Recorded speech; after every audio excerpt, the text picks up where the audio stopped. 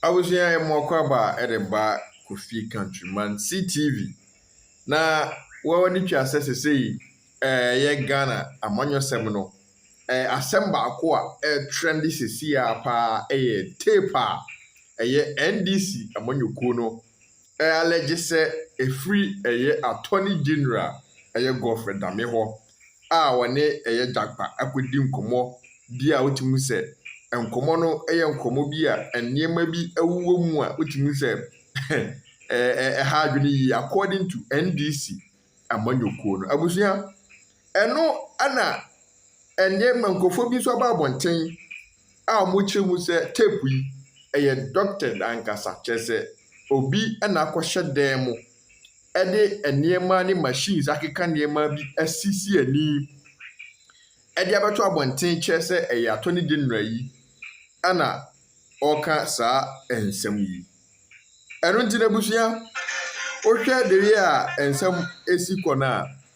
de tape no amanfo kyese de enti a doctor ni nyina na busua ɔmo kyeremu a tape na ngasa no eduru baabi a etwitwasi ebuo eduru baabi no ekosiye anasa ehye ne ho ase biem according to enema eba bontene nsɛm a eba bontene kyerɛ sɛ eduru 9 minutes 13 seconds no ebrekiye secondly eduru 10 minutes 19 seconds no nso no eno nso no ebrekiye a bibi fufuro eto aso another people bi nso omo nso kyerɛ nsɛm mu kyerɛmu a tape na nkasa no akwete sɛ attorney general ne kasa na kwete sɛ de eno no wo phone aso bi ene obi di nkomo wo phone so ana ohwɛ the other person nso de no nso no akwete sɛ ono de what office bi a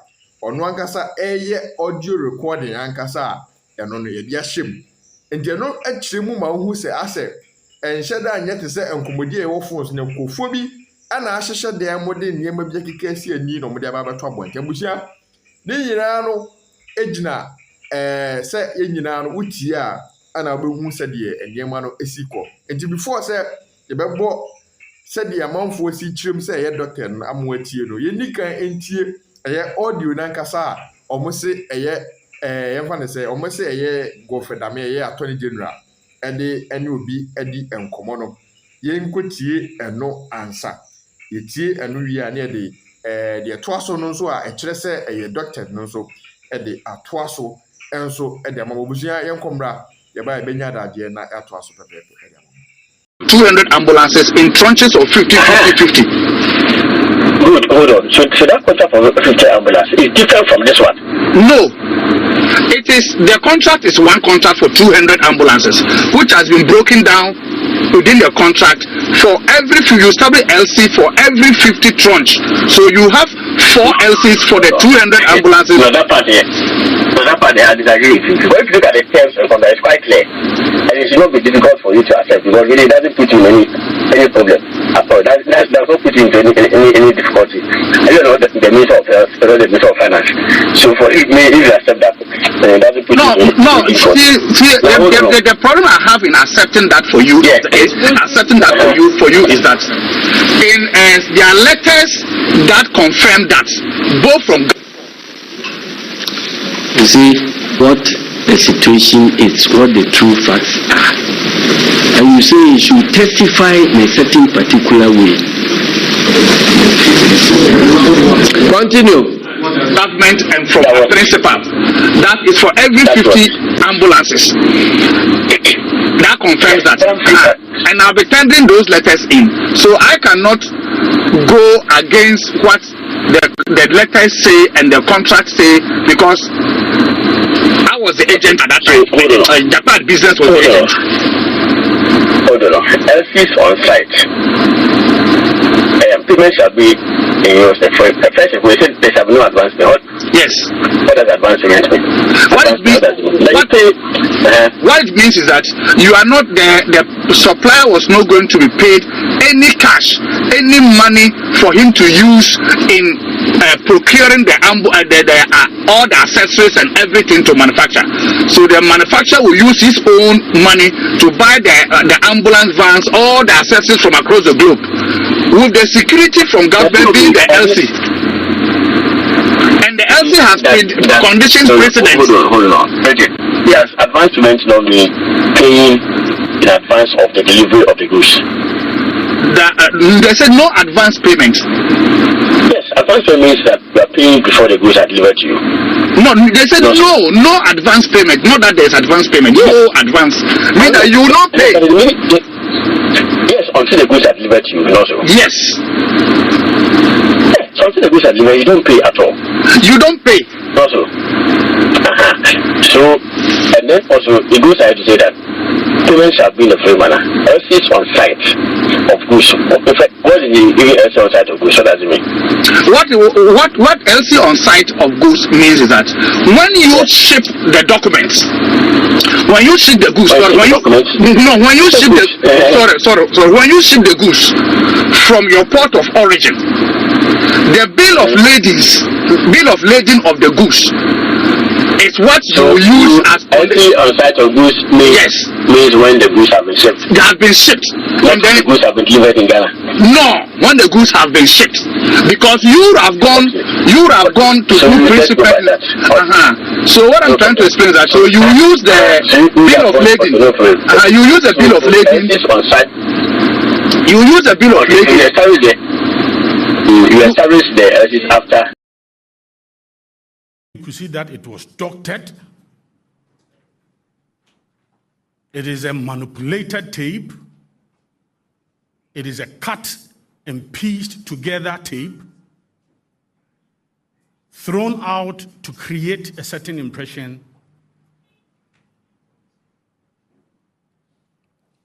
And we are here to respond to these evil-minded persons. Ladies and gentlemen, friends from the media,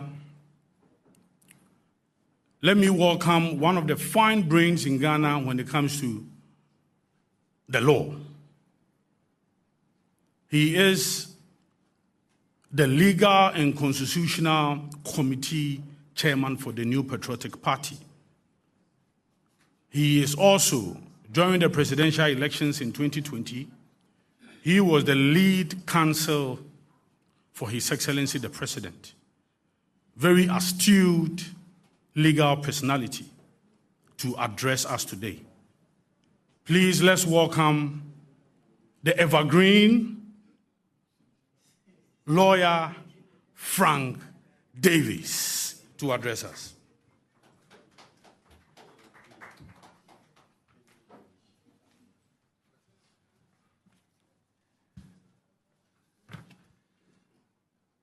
Good afternoon. I believe it's not getting to the evening. Good evening, ladies and gentlemen of the media, and to borrow the language of His Excellency the President, fellow Ghanaians. I must apologize on behalf of our great party for keeping you waiting. We scheduled the press conference to be for 16 hours precisely. But of course, we had to work on our script and make sure that we crossed our T's and dotted our I's. So, thankfully, you have had the patience to wait for us, and we appreciate it. Thank you very much for your tolerance. This is a press conference to address Ghanaians on the desperate act that the main opposition party, NDC, is involved in to shield forson, an accused person standing trial in our courts, from accountability.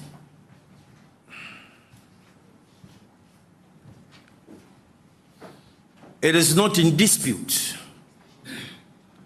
that the justice delivery system is arguably the last bastion of a burgeoning constitutional democracy and if it is constantly being bastardized by people who ought, in the very least, be responsible and know better, it leaves very much to be desired. We owe it to ourselves and posterity to rescue our dear country from this dark canker by those who have made it their stock in trade to spew vitriol and unapologetically take shots at a system they have little or no faith in at all.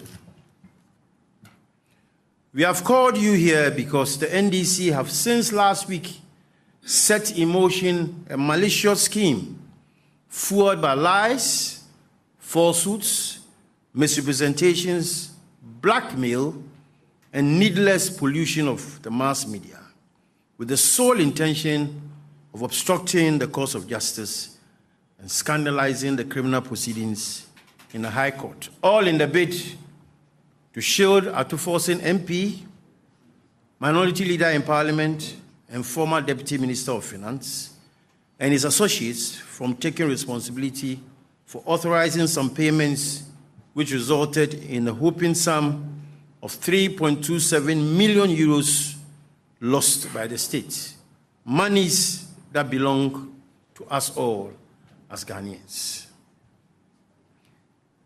Ladies and gentlemen, you ask, how did we get here?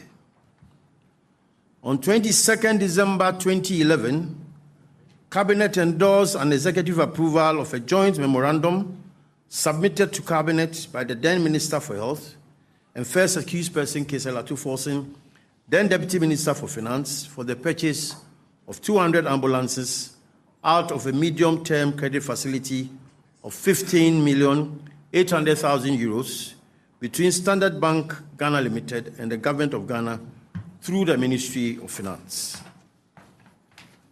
On 1st December 2012, the Parliament of Ghana granted approval for the financing agreement between Standard Bank Ghana Limited and the Government of Ghana for the purchase of the 200 ambulances.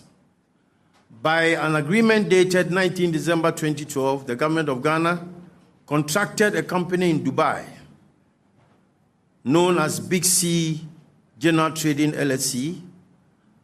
In the course, we just referred to them as Big C, whose local agent is the third accused person, Richard Jakpa. And the company was to supply the 200 ambulances to the government, even though that company was unknown to the cabinet and parliamentary approvals regarding the transaction. By the terms of the agreement, advance payment for the contract was prohibited. Payment for the vehicles was stated in the agreement to be through letters of credit established for 25% of the contract price upon the delivery of every 50 ambulance vehicles.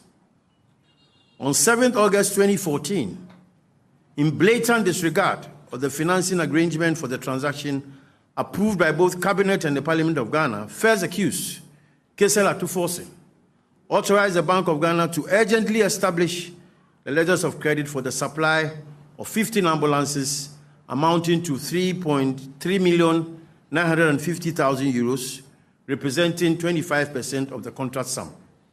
At this time, it is instructive to state that not a single ambulance had been delivered. On 12 August 2014, first accused also directed the Controller and Accountant General to pay the sums of 806,688 Ghana cedis 75 pesos, representing bank charges covering the establishment of letters of credit for the supply of 50 ambulances, and further directed for the amount to be charged against the capital expenditure vote for the Ministry of Health. Ladies and gentlemen, all these directives by first accused, Atu Forson, were contrary to the agreement for the supply of the ambulances, as well as the parliamentary approval regarding the financing of the transaction. It is also important to note that Atu Forson's authorization of payments for the transaction was without any request from the Ministry of Health. In fact, the Ministry of Health had specifically asked Big C to stop producing the ambulances as there was no valid contract regarding the transaction. In spite of all that, Atu Forson, without cause and for reasons best known to himself, proceeded to authorize payment for the ambulances. Pursuant to the unlawful directives of first accused, Ato Forson, Big C shipped 30 vehicles in 3 consignments between October 2014 and February 2015, which were fundamentally defective and lacking in the basic requirements for an ambulance. In short, they were not fit for purpose. This was confirmed by a letter written by the then Minister for Health, Dr. Alessegbefia, and other assessments by the National Ambulance Service. In point of fact, Alessegbefia, in the letter to Big C, described the ambulances as ordinary vans, to wit, trotro. Interestingly, this same himself, Alessegbefia, was sitting with them in that press conference. These vehicles were never used and could not be used as ambulances during the whole tenure of the John Mahama administration. Following the change in government in 2017, investigations commenced and statements were taken from several people, including the incumbent Speaker of Parliament, Kingsford Bagbin, Mr. Kweku Ajiman Mensah, Madam Sherry Aite Disease, and Dr. Alessegbefia, all of whom were former health ministers, as well as first accused Kesel Ato Forson and other persons, including the third accused person, Richard Jakpa. Out of these many people, the Attorney General, convinced that the willful act of Kesel Ato Forson had resulted in a financial loss of €2,370,000 to the state, charged him before the High Court, together with Sylvester Animana, the former Chief Director of the Ministry of Health, and Richard Jakpa, a businessman, for causing financial loss, abetment to causing financial loss, and misapplying public property. The proceedings before the High Court. Ladies and gentlemen, proceedings in this matter have run its full course since commencement in December 2021. The prosecution, led by the able Attorney General, called 5 witnesses in proof of its case. Lawyers for first accused, in an attempt to truncate the proceedings, filed a submission of no case and urged the court to rule that Kesel Ato Forson had no case to answer, as no prima facie case had been made against him. This plea was outrightly rejected by the court, presided over by Justice Ifia Sewa Asaribotre, a justice of the Court of Appeal, sitting as an additional High Court judge. The court ruled, among others, that the Attorney General had led sufficient evidence to establish a case against Ato Forson and therefore ordered him to open his defense. Ato Forson subsequently opened his defense and also closed his case.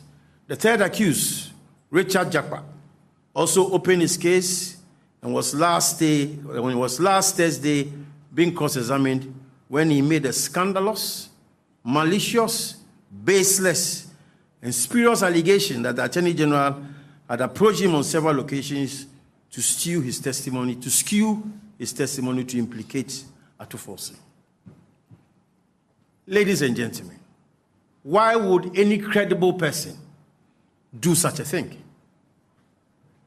Indeed, if the Attorney General had any intention of having him skew the evidence in favor of Ato Forson, it would not just be just for the Attorney General to continue the prosecution of Ato Forson. But that is what the NDC wants us to believe.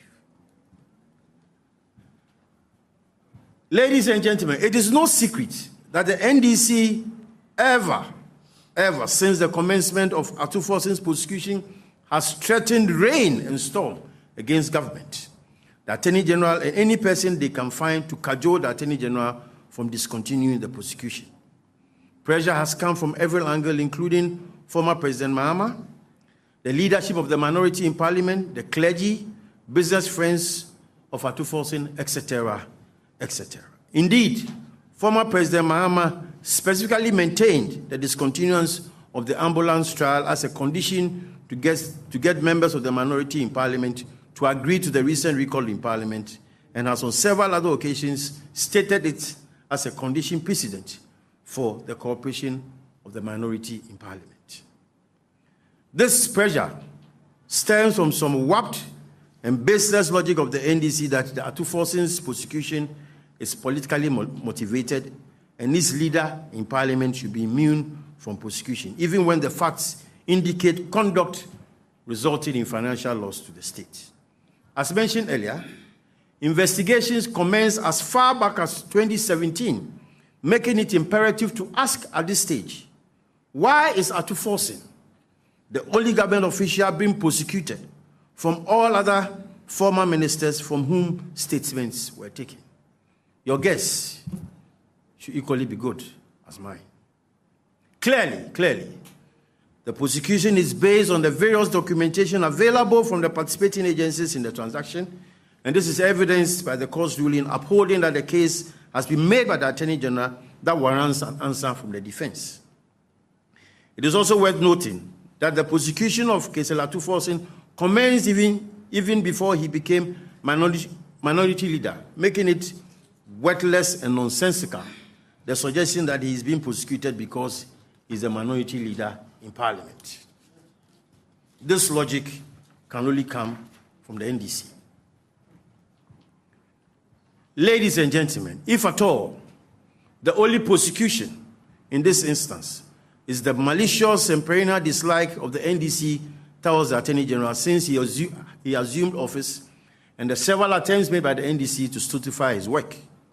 The records are there clearly to show that right from his appointment as Attorney General, the NDC has spent one of the longest periods in our constitutional vetting system with the hope of impeaching his appointment. But the Attorney General remained resolute to their administration. You all watched the live telecast of his vetting in Parliament, and you saw what the NDC took him through. He survived the storm, and is still our competent Attorney General. Having failed in all these endeavors, the NDC filed a motion for censure to remove Godfrey Dami from office as Attorney General soon after his appointment, but this also failed. The NDC have since his appointment held over 12 press conferences against the person of the Attorney General. What at all do the NDC want from this young man? The youngest Attorney General the country has ever produced is working in the best interest of the nation. Yet, these people will not let him rest. The latest allegation by Richard Jakpa, the third accused and an associate of Kesela Atuforson in this botched ambulance procurement transaction, is therefore only a further ploy contrived to curtail the prosecution of Atuforson and smear the Attorney General's integrity and reputation. But this, I can assure you, will not work. We firmly believe that public officials, regardless of social standing, must be treated equally before the law, and they should be accountable for their use of public resources. Needless to say that the law is no respecter of persons. Ladies and gentlemen, the allegations by Richard Jakpa that the AG has on several occasions met him in private at odd hours and in person on phone to coax him to implicate the accused person is a complete variance with the prevailing facts. In fact, it is laughable. The attempt to selectively present facts without the whole is telling of the intentions of the third accused person. For the record, it is unacceptable that Johnson Asiedun Ketia will run a commentary over the alleged tape calculated to prevent Ghanaians and discerning people as such from making their own deductions and reasoned judgment. You saw him on radio, behaving like a choir master. Again, even though from the screenshots displayed, the alleged conversation is supposed to last 26 minutes, the NDC schemed to play only 60 minutes. 16 out of 26. The question is, where is the rest of the tape? Even in respect of what was played, it is apparent that there are repetitions, overlaps, incoherence, voiceover, and distortions, demonstrating that the NDC has spent these past days distorting whatever tape they played. It is no wonder that even this afternoon, we are caught in the same trap anyway. Even this afternoon, instead of commencing the press conference at 2, they had to wait till about 3 o'clock because they were still doctoring. We haven't doctored. We are presenting to you the facts as they are. Even on that doctored tape, the Attorney General never requested the witness to falsify, fabricate, or concoct any evidence or testify in the prosecution's favor. You all heard the tape. Where did the Attorney General lure the third accused person to prefer evidence against the first accused? With the load of evidence before the court, how can the Attorney General manipulate the third accused person?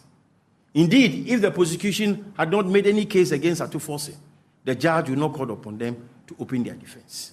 Let us throw those accusations in the dustbin of worthless material. Again, on the question of who initiated the meeting, even from the NDC's presentation, it is clear that if any meeting at all was called, it was mooted and initiated at the instance of the third accused person. We would like to put it on record that as of February 2022, when Jakpa requested for a meeting with the AG never met him and never made any arrangement to the Supreme Court Justice, Emmanuel Yoni-Kolendi. It was not until the AG was invited to the residence of His Lordship Justice Emmanuel Yoni-Kolendi in 2023 that he surprisingly met Richard Jakpa at his residence. We remain resolute and very firm in our minds that the Attorney General has never approached the accused person for any conversation, let alone request him to skew his testimony against first accused Gisela forson. The only meeting at which the Attorney General met the third accused person was in the residence of a Supreme Court judge, His Lordship Justice Emmanuel Yoni-Kolendi, who, about 6 weeks ago, requested to see the Attorney General. It is not out of place for the Attorney General to visit the said justice upon request, more so when the two were friends, even before the elevation of the latter to the Supreme Court. Ladies and gentlemen of the press, we are all lawyers, we are all trained lawyers. Standing here as a lawyer, if even a magistrate, a circuit court judge, should call me as a trained lawyer to visit him in the house to have a discussion, I will not, for any reason, say that I will not attend. But that meeting should not lead me to abuse my professional oath and pervert justice. Lawyers and judges drink from the same bowl. The judges are lawyers before they became judges. So if a judge invites me to his house, what is offensive? And this is what the NDC wants to make capital out of. They have lawyers in their midst. Would they tell me that their lawyers never visit judges?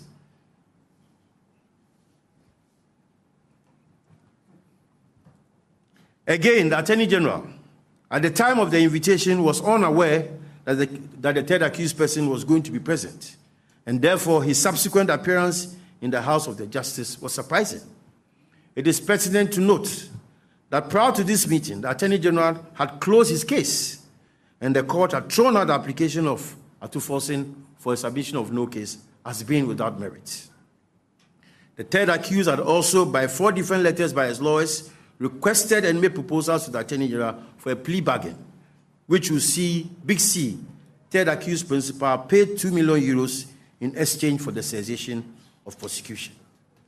This has been roundly rejected by the Attorney General. In fact, third accused, through his lawyers in the letter dated 16 May 2023, had indicated unequivocally that they were requesting a plea bargain, and following the rejection, I requested the AG for terms which the Attorney General will consider acceptable. The Supreme Court judge, Justice Emmanuel Yoni-Kolendi, therefore sought to inquire whether there was room for a plea bargain, and the AG highlighted that he was not opposed, provided it was made in proper form, and assured third accused that he had nothing personally against any of the accused persons. The Attorney General further requested that since the charges principally focus on the public officials through whose actions the loss was occasioned, Richard Jakpa should show fidelity to the transaction records which were already in evidence. Finally, there's also a record that first accused himself, Keselatu Forson, had, in the company of a senior parliamentarian, visited the AG in his house to plead with him to end the prosecution. The NDC, in their press conference today, have conveniently failed, refused or neglected to respond to this fact, which was also contained in the response of the Ministry of Justice following the proceedings of Thursday. Why will Atu Forson go to the Attorney General to beg for a discontinuance of his prosecution, and the same person will, through another medium, say that the Attorney General is persecuting him? You can make the inference yourself. You are the best judges. Ladies and gentlemen, if the Attorney General desired to cajole the third accused as suggested, then the best avenue will have been following the third accused person's request for the AG to propose terms acceptable to him, and the several WhatsApp messages sent to the AG pleading with him. Clearly, the third accused person is a hired mercenary contracted to exploit his relationship with the Supreme Court judge, knowing the AG's inability to disrespect the said justice when invited after failing to secure a meeting with the AG. All this is against the backdrop that since the Attorney General was appointed into office, he has been, arguably, one of the most successful, both in and out of court. As remarkably noted by the President at the last State of the Nation's address, he has successfully saved the state over 10 trillion Ghanaian cedis, and his verve in protecting public resources is shown by his commitment to the prosecution of public officials whose acts have resulted in huge financial loss to the state. This is beside the other several infrastructure and logistical improvements to the Office of the Attorney General and Ministry of Justice, including the almost completed Law House. Ladies and gentlemen, once again, it is the firm belief of the NDC and Atu Forson, if it is the firm belief of the NDC and Atu Forson that no loss had occasioned the state from its conduct, then they should just remain faithful to our judicial system and cease these malicious orchestrations targeted at bastardizing our judicial system and to prevent him from standing trial to its final conclusion. They should just keep quiet and let the proceedings in court continue. We are very clear in our minds that the cause for the resignation of the Attorney General is misplaced, unwarranted, and this will not put any spokes in the prosecution of Keselatu Forson and his associates. Ladies and gentlemen, the call for the resignation of the Attorney General coming from the NDC is very, very rich. The NDC calling on the Attorney General to resign from office. That is rich Ghanaians.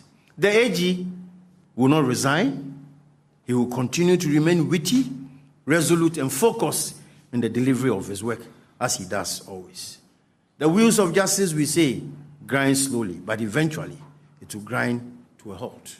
Thank you once again for coming to listen to us on such short notice. God bless our homeland, Ghana, and make it great and strong. Thank you.